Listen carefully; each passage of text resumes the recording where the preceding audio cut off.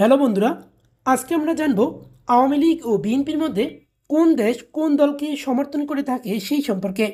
5ই আগস্টের পর থেকে বাংলাদেশের রাজনীতির অনেক কিছুই বদলে গেছে। বাংলাদেশের রাজনীতিতে আন্তর্জাতিক সমর্থন খুবই গুরুত্বপূর্ণ। শক্তিশালী আন্তর্জাতিক সম্পর্ক ছাড়া কোনো দলের পক্ষেই ক্ষমতায় এসে টিকে থাকা সম্ভব নয়।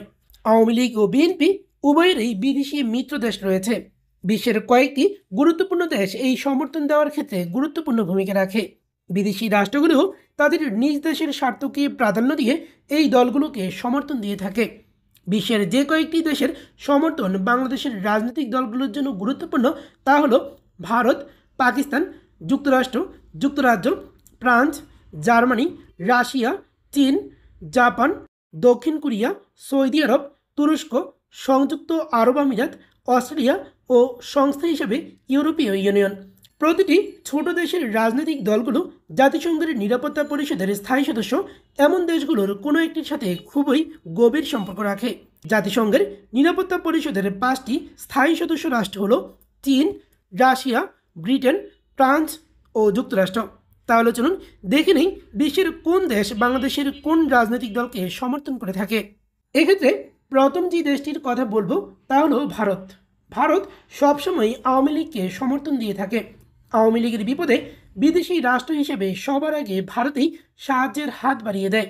আওয়ামী লীগের সাথে ভারতের এই সম্পর্কটি মূলত ঐতিহাসিক। 1971 সালের মুক্তিযুদ্ধ থেকে এই সম্পর্ক শুরু হয়। বাংলাদেশের মুক্তিযুদ্ধে আওয়ামী লীগকে বিভিন্নভাবে সহায়তা করে ভারত। পাকিস্তান ও বাংলাদেশের কিছু মানুষ এখনও দাবি করে ভারতের ষড়যন্ত্রে বাংলাদেশ নামক দেশের সৃষ্টি হয়েছে, অর্থাৎ বাংলাদেশ স্বাধীন হওয়ার সব কৃতিত্ব তারা ভারতকে দিয়ে থাকে। তাদের দাবি অনুযায়ী বাংলাদেশের স্বাধীন হওয়া ছিল বাংলাদেশের মানুষের জন্য সবচেয়ে বড় ভুল সিদ্ধান্ত। ভারতের প্রায় 17,000 সৈনিক বাংলাদেশের মুক্তিযুদ্ধে প্রাণ হারায়। 1 কোটি শরণার্থীকে আশ্রয় দিয়েছিল ভারত। তাছাড়া এই যুদ্ধের কারণে ভারতের অর্থনীতি খুবই সংকটে পড়ে যায়, কারণ পুরো যুদ্ধের ব্যয় ভারতকেই বহন করতে হয়েছে। 1971 সালে পাকিস্তানের কারাগারে বঙ্গবন্ধুর ফাঁসির মঞ্চ প্রস্তুত হয়ে গিয়েছিল। পাকিস্তানের আদালত ফাঁসি কার্যকরের নির্দেশও দিয়েছিলেন। এত কিছুর পরও শুধুমাত্র ইন্দিরা গান্ধীর প্রচেষ্টায় বেঁচে যান শেখ মুজিবুর রহমান।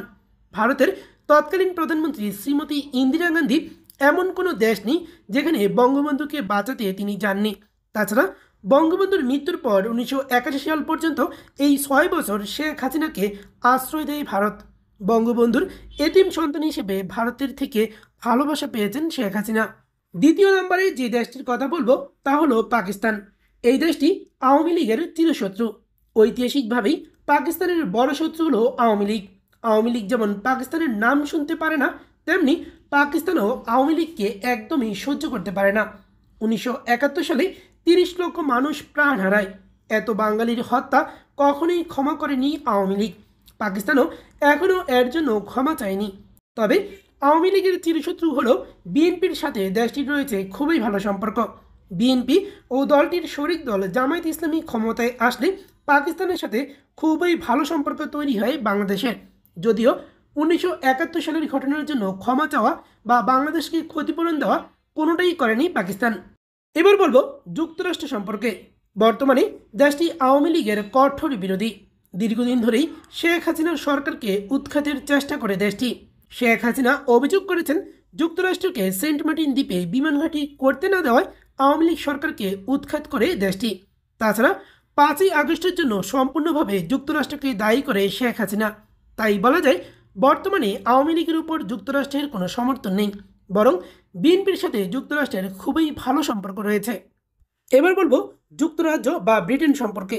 ব্রিটেন বর্তমানে একতরফাভাবে কোনো রাজনৈতিক দলকেই সমর্থন করে না, তবে আওয়ামী লীগের প্রতি যুক্তরাজ্যের কিছুটা দুর্বলতা রয়েছে। অন্যদিকে ফ্রান্স, জার্মানির মতো দেশগুলো অন্যদের মতো কোনো দলকে সমর্থন করে না। যেই দল গণতান্ত্রিকভাবে বিজয়ী হবে সেই দলকেই সমর্থন দিয়ে থাকে এই দেশগুলো। এক্ষেত্রে রাশিয়া ও চীনের কথা যদি বলি, রাশিয়া ও চীন এই দুটি দেশেই আওয়ামী লীগের অন্যতম ঘনিষ্ঠ বন্ধু।